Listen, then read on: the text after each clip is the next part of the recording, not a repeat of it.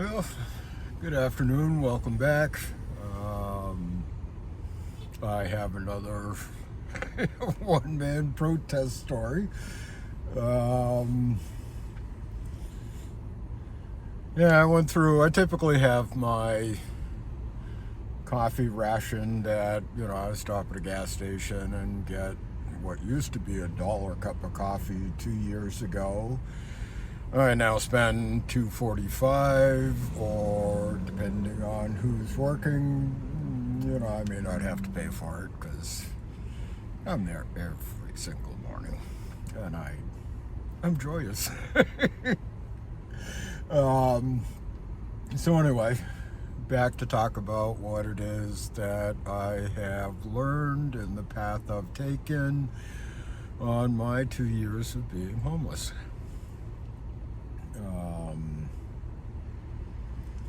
Now,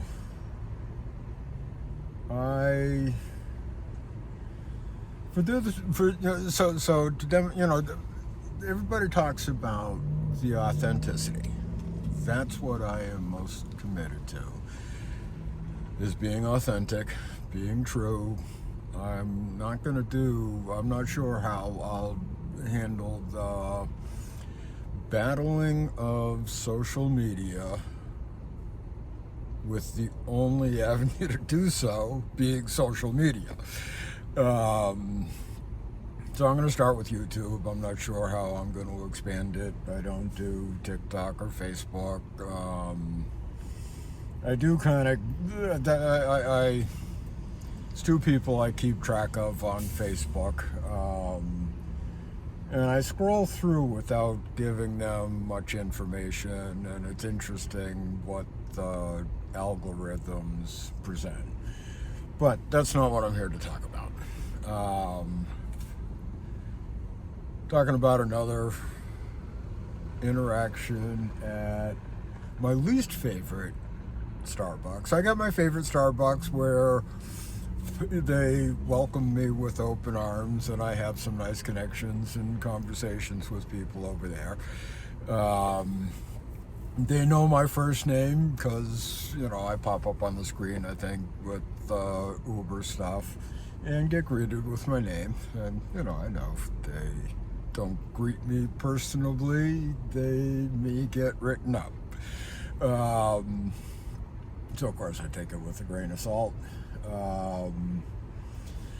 But anyway, so to give you some background, for those of you that have studied the Enneagram, I'm a 5, and I came from, and it's an incredible tool. I'm likely to discuss it quite a bit because it's made a huge impact on my life and my thinking and the direction I've gone. But to learn the authenticity of me and the work I've done and the direction I've headed, or I hope anyway, because I use the Dunning-Kruger effect on all of my thinking, emotions, and questions. It's like, should I be thinking that way? But I'm a 5 who is typically known for being very disconnected from their bodies, their emotions. I've been beat up for my inability to express emotion, since high school, and, through our emotional development nonsense with therapy and the S training way back in high school. And the work I've done to be the authentic person I am with emotions and being an extrovert. And I know 5s can be an extrovert in a role that they're playing as a character they get down. But what I'm doing is not a role. It is spontaneous. Because when I go into a location, I do think about what I'd like to say, how I can bring joy to their day, put a smile on their face, But I also know if I walk in and force that presentation, it's not authentic. You got to read the room and where they are, and sometimes it works out, sometimes it doesn't. And I'm a risk taker. I'm forever. Sales, I smoke cigarettes, that and pot are my two big addictions. Self-destructive behavior that I have not yet been able to resolve and dissolve. But I'm not the typical 5 you will find in the world. So anyway, my least favorite Starbucks over at the Endicott Plaza here, it's actually less my least favorite. It used to be my least favorite because it seemed like they were entitled to me tipping and my tip, and my position on that is I think, yes, they should be making a living wage, but when I spend $3.48 on a cup of coffee, I'm spending millions of dollars on their CEO that's making these fucking baristas right on a cup because somebody felt warm and fuzzy when their barista wrote on their cup eons ago. But anyway, so where was I? So they just, so I can't, when I spend my $3.48 and I'm homeless and I'm living dollar to dollar and counting pennies and rubber nickels together, I can't also pay the baristas a living wage. And I find Starbucks disgusting. They're not sitting down at the negotiating table, and so I brought up. I'll get into that. The win that the unions just had, where Starbucks had to pay.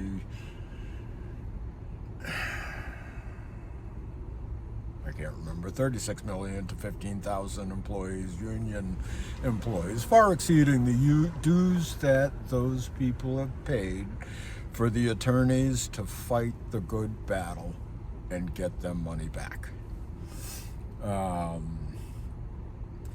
So I talk about unions, and sometimes it goes over well because you can't tell who the manager is, because as I understand it, they're basically a barista, and 8 hours a week they do managerial stuff.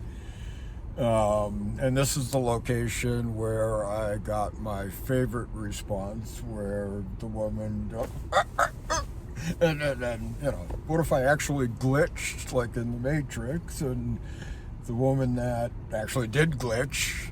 So after the union win, I mentioned it to one of the baristas there, who I now know is a manager there, which I couldn't imagine because I also know her from the Peabody Diner, which is another excellent restaurant in town here.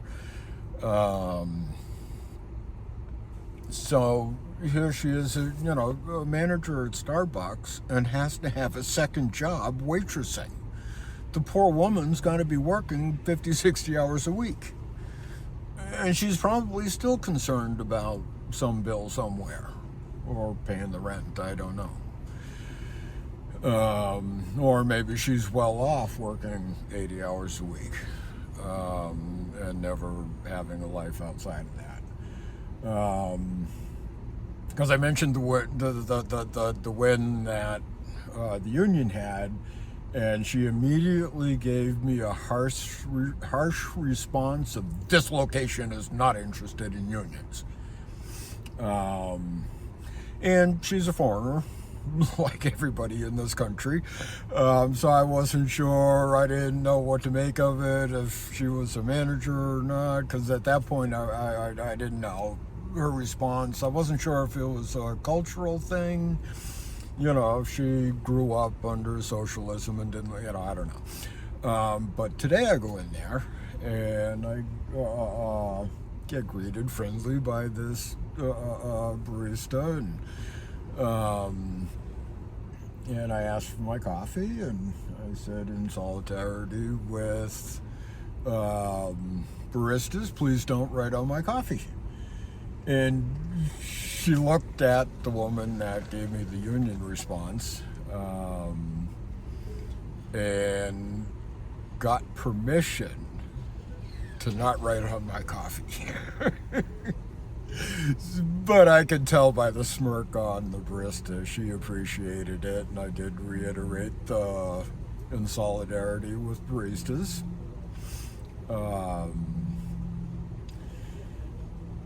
So that's what I do.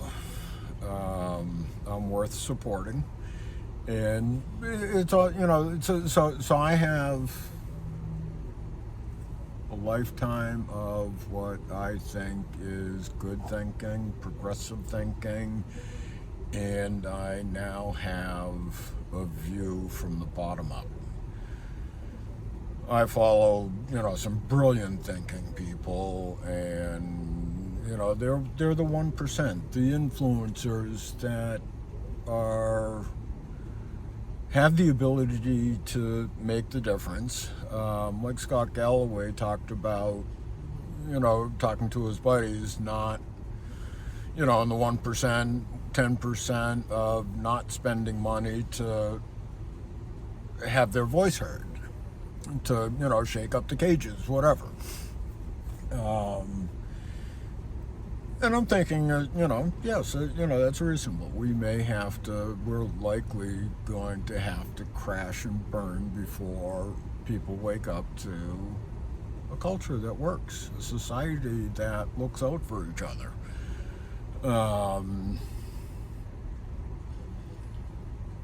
And sorry, I'm losing my train of thought. I watched the other video, and it was surprisingly coherent, so I'm just going to keep on going. Yeah, so, the other Starbucks that I've been most welcomed in,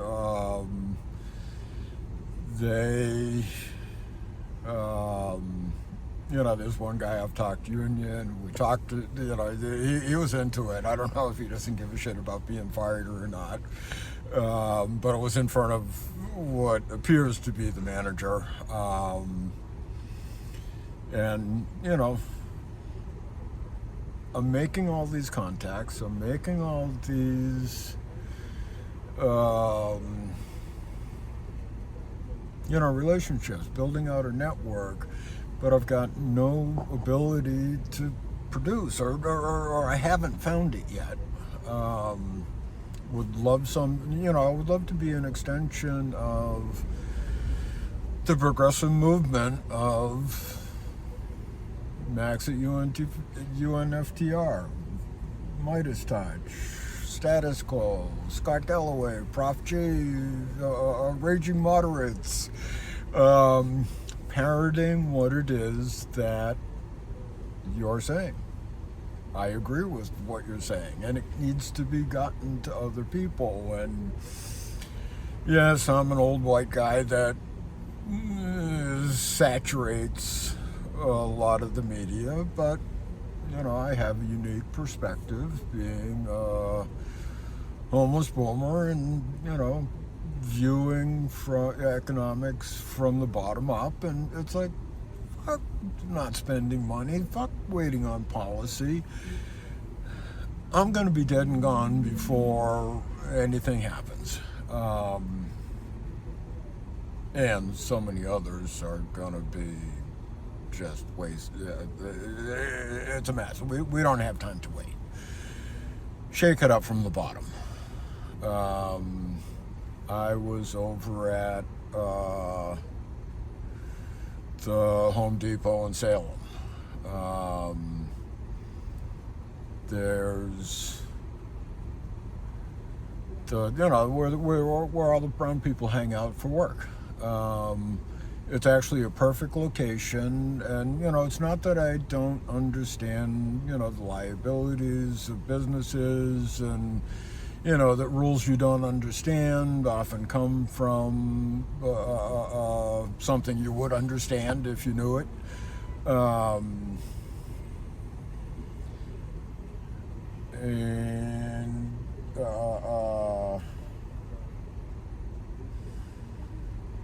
they were doing a crackdown, kicking them out. There were numerous unmarked police cars, marked police cars. I did my little bit of protesting, and knowing that the consequences would just be getting trespassed from the parking lot. So yeah, I'm trespassed from the Shaw's parking lot in Shaw's for a year for standing up with brown people looking for work at the people leaving Home Depot. But it's in a shopping mall, strip mall type with Market Basket. There's 4 or 5 fast food places. There's the Shaw's. If there was a way to get a flash mob from that section right there, we could have put a fucking stop to that, made national news, and started a movement across from the bottom up. But you got the bottom up that are just so fucking desperate to get by day to day. They can't lose their jobs. They can't lose the $30. They can't support them in doing it. Support the general strike from the bottom up. Do something like Mark Cuban with mechanics. The death mobiles that are on the road of all these poor people is, for one, it's dangerous and puts their lives and others' lives in risk, and also counts for undue stress. It's a good masculine, manly thing to do. You got a lot of young boys out there that would love to do mechanicking, even if all they did was bust a couple of knuckles, get their fingers dirty, hang around with men doing manly shit. And when I talk about that, I also include women. There is a difference between men and women, masculine, feminine, and all that controversy, but I welcome the masculinity of women. And when I talk about the gender, I talk about it as a man because I'm a man. I understand it more. There's no way I could understand what it is for a woman. But you're welcome to come along, develop your masculinity, and if nothing else, you will gain a lifetime of maintaining your own vehicle or talking intelligently about your car with a mechanic. Start a trade school with it. Do it as a men's club. Do it as a union. Do it as collaborative businesses. Give economic opportunity to a segment that could alter, that would just shake up the fucking industry, shake up the world, shake up everybody's lives. There is not a person out there that does not rely on a vehicle.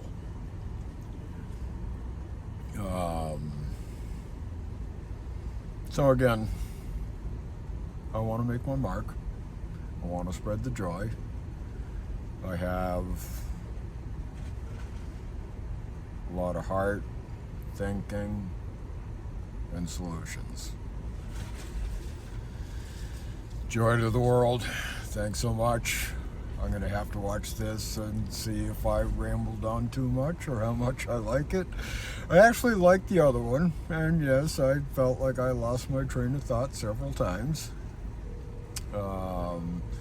And I notice I use the word hypothesis. You'll find, because I'm self-taught, I look back I graduated high school before MCAS or any of the standardized testing, and they'd pretty much graduate anybody that they thought might work out in the world or just had no hope of working out in the world either.